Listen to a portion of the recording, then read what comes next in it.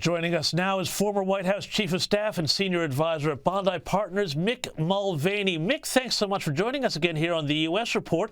I want to talk about this latest apparent attempt on Donald Trump's life, and particularly the way in which this seems to be the new normal in American politics, at least on the right. For all the talk about Donald Trump being a threat to democracy, it would seem to me that this sort of activity becoming something that's part of the furniture is the real threat to the American Republic. What do you think? James, first of all, it's a joy to be here. Thank you, as always, for having me. Look, I think the biggest sort of indicators to where the country is right now on these sorts of things is that Donald Trump, someone tried to shoot him a second time, and it hasn't moved the polling data at all. In fact, it's no longer even in the news. We've moved on now, less than 72 hours after the fact. No one's even talking about this anymore. We've moved on to other topics. It's just become the ordinary course of business. I know that, listen, Republicans complaining about double standards in this country when it comes to the media is really boring.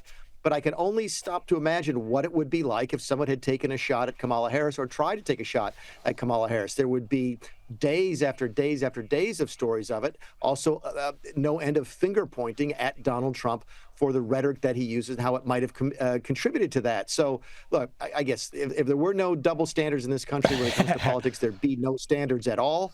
But it is kind of disappointing that this is becoming, as you say, part of the furniture.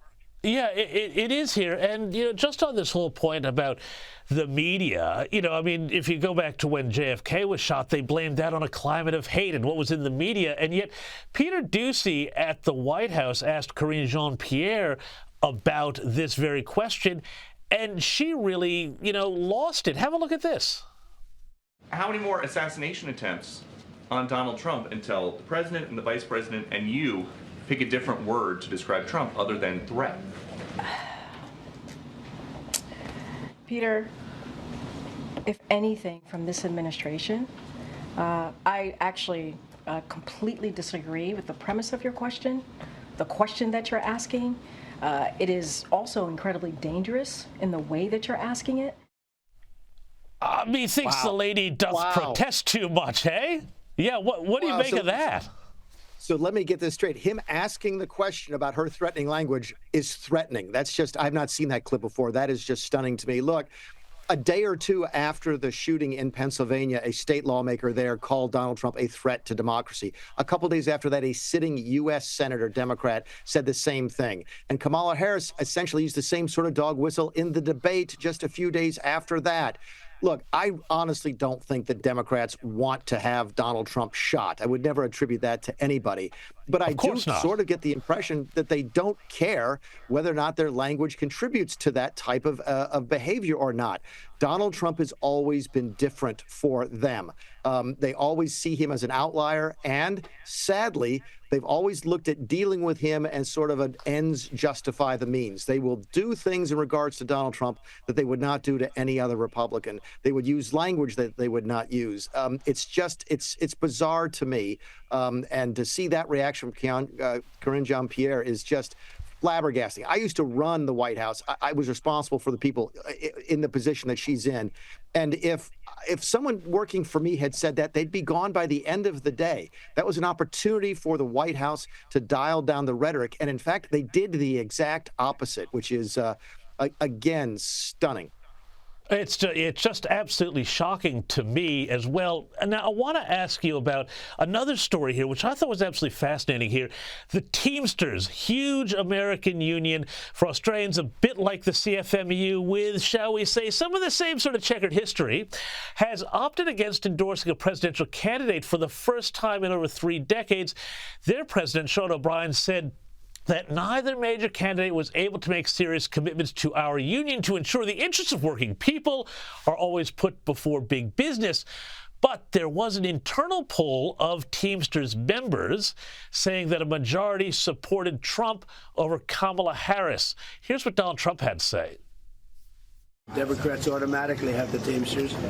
They took a vote, and I guess I was at 60% or more, and that's a great honor. The vote of the Teamsters themselves was very high for me, and the leadership, Sean O'Brien and the group, who are great people, they said we can't endorse the Democrats. So I think this is the first time in many decades that they haven't endorsed Democrats. Mick, the Teamsters very, skew heavily white male working class. Does this show the real gap that Kamala Harris has in building a winning coalition for November?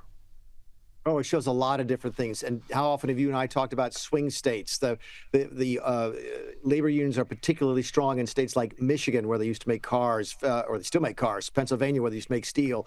This is a big deal. For a Democrat candidate in this country not to get a labor union endorsement is big news. Not only are there hundreds of thousands of voters who are union, but more importantly, in fact, I think it's more importantly because I don't think rank and file union members listen much to their leadership when it comes to, listening on who they're supposed to vote for. But the unions control tens of millions of dollars of political money. They control machinery. They have door knocking operations. They have phone call operations. They have the infrastructure that makes campaigns run. And for that to be denied to the Democrat here, to be denied to Kamala Harris, is really, really a big deal. As you say, the last time this happened was in 1996. So the president of the union can say, it's because of the issues. It's not. The president of the union here is an elected position by the membership. He saw the writing on the wall. It was a 60%, 35% in favor of Donald Trump. And the real question, James, should be this.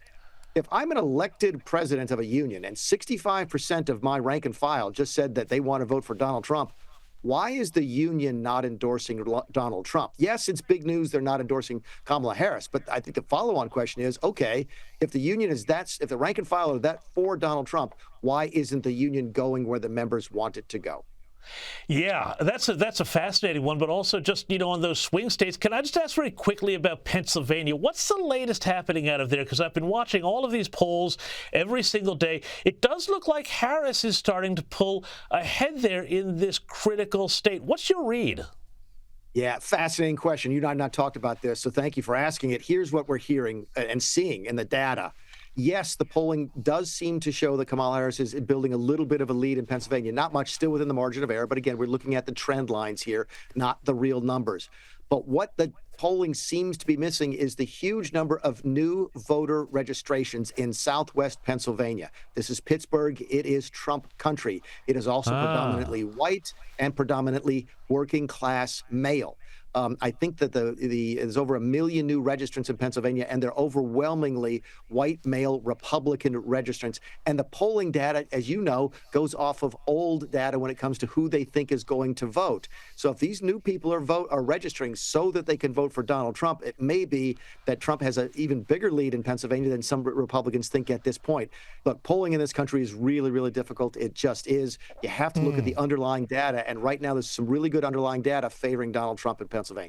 Wow, that is absolutely fascinating. I love that insight about the registrations, particularly in Southwest Pennsylvania, which is a fascinating part of the state. I went there in 2020 to cover that election. Thank you so much for your time.